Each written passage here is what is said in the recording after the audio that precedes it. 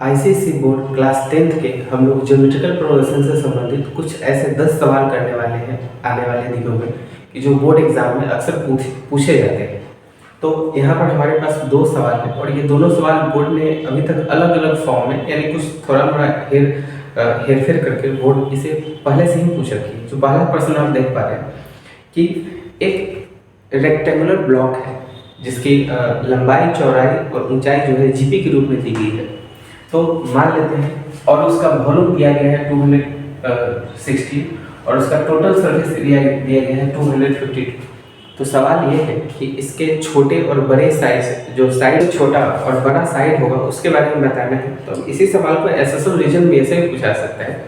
तो बताइए कि छोटा बड़ा साइड कितना होगा, या दोनों का अंतर कितना होगा, या इसका LSA क्या होगा, लेटरल सरफेस एरिया क्या होगा, ऐसे पूछा जा सकता है।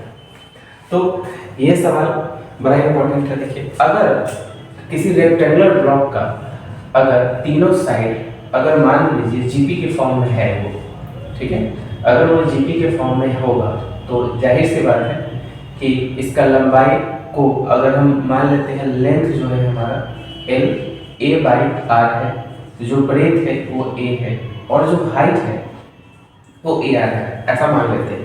तो जब भी जीपी में आपको 2 साइड मानना हो, हमेशा आप ऐसा ही 3 साइड मानना हो ऐसा ही सकते हैं। तो वॉल्यूम दिया गया है 256। तो अकॉर्डिंग टू क्वेश्चन पर बात करते हैं। अकॉर्डिंग टू क्वेश्चन तो वॉल्यूम क्या होता है कि वॉल्यूम बराबर होता है length into breadth into height. तो ये है 260, लेंथ हमारे पास है A/R, A इंटू AR, ये R से R कैंसिल, 216 बराबर A cube, 216 I think A का क्यूब होता है। तो A तो हमें निकल गया, यानी ब्रेथ तो निकल गया। अब बारी है कि इसका TSA दिया हुआ है। तो TSA का फार्मूला क्या होता है? TSA का फार्मूला होता है 2 into LB BH plus HL और TSA दिया हुआ है 252।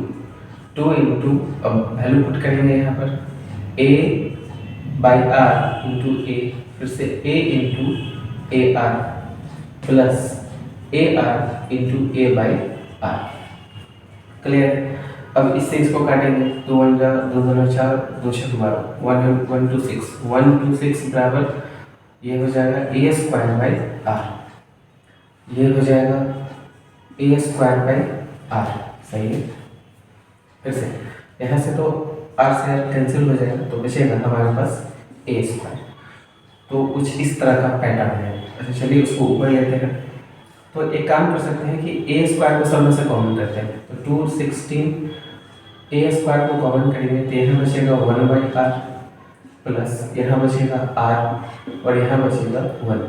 तो A का वैल्यू पुट कर सकते हैं क्या, 1 से, पॉइंट समीकरण 1 से, इक्वेशन 1 से, और ये जब भी आएगा तो इधर डिवाइड में आएगा और ये 36 हो जाएगा। ठीक है, 6 का स्क्वायर 36 और इसका एलसीएम लेंगे तो आ जाएगा 1 प्लस R² प्लस R/R। इससे ये कटेगा क्या? आई थिंक फोर्जा कर जाना चाहिए क्या, देख लेते हैं। 6 छक्का 36, 6 दूना 12, 6 एकम, ठीक है, 6 छक्का 36, 6 दूना 12, 6 एकम, 3 के पारा से 7, 3 के पारा से 2, 6 के पारा से 6 दूना 12, 6 एकम 6, 6 छक्का 36, सही है। 3 के पारा से 7, 7 में 3 क्रॉस गुना करेंगे 7R, ये उधर जाएगा 2 प्लस 2R² प्लस 2R, है ना। अब इसे एक साइड लाएंगे हम लोग तो क्या आ जाएगा, हमें मिलेगा कि 0 बराबर 2R², ये उधर जाने के बाद माइनस के फॉर्म में आएगा -5R प्लस 2। तो ये हमें एक क्वाड्रेटिक इक्वेशन के फॉर्म में मिल गया। अब क्वाड्रेटिक इक्वेशन के फॉर्म में मिला, बस आपको ये वैल्यू याद रखिएगा, ये आपको चाहिए था। ठीक है, क्वाड्रेटिक इक्वेशन के फॉर्म में मिला तो इसे इरेज करते हैं, तो ये बना लेते हैं। इसे सॉल्व करेंगे तो क्या होगा, 2 दूना 4 यानी 2R² माइनस 2 दूना 4 यानी 4R माइनस R प्लस 2।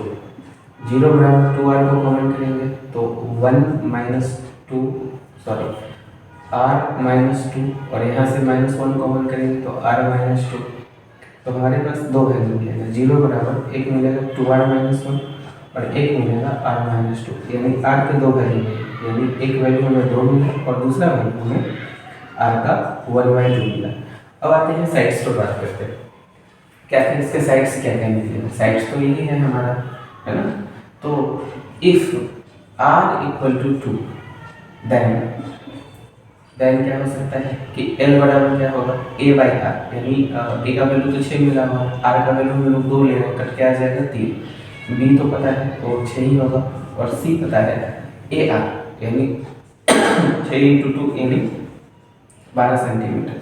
तो एक तो आंसर आ गया ना, ये सबसे बड़ा साइड कितना हो सकता है तो 12 सेंटीमीटर, सबसे छोटा साइड कितना हो सकता है तो 3 सेंटीमीटर। अच्छा, अगर आर का वैल्यू अगर 1/2 होगा तभी तो साइड्स निकाल के दिखा रहे हैं, ठीक है, इसे मिटा देते हैं, इसका कोई काम है नहीं। तो एक तो आंसर हमें ये मिल गया जीपी के फॉर्म में कि 3, 6, 12। दूसरा आंसर यही पलट के आएगा 12, 6, 3। देख लेते हैं वैसे फिर से, इफ आर बराबर अगर हमें 1/2 लेंगे तो क्या वैल्यू आएगा 1/2, यानी लेंथ पर यानी 6 × 12 हो जाएगा, ये ऊपर चला जाएगा, ब्रेथ बराबर 6 और हाइट बराबर आ जाएगा 6 × यानी 3 आएगा, यानी यही आंसर है हमारा। तो जीपी के फॉर्म में है। अगर इसे आपसे कहने से पूछा जाए लेटर सरफेस एरिया तो 2 × length plus breadth into height पर बैठा देंगे तो इसका एरिया से आ जाएगा। तो ये एसएसएल रीजन में भी पूछा सकता है इस तरह के सवाल, या फिर आपके मल्टीपल चॉइस क्वेश्चन में भी इसको पूछा सकता है, 2 मार्क्स 3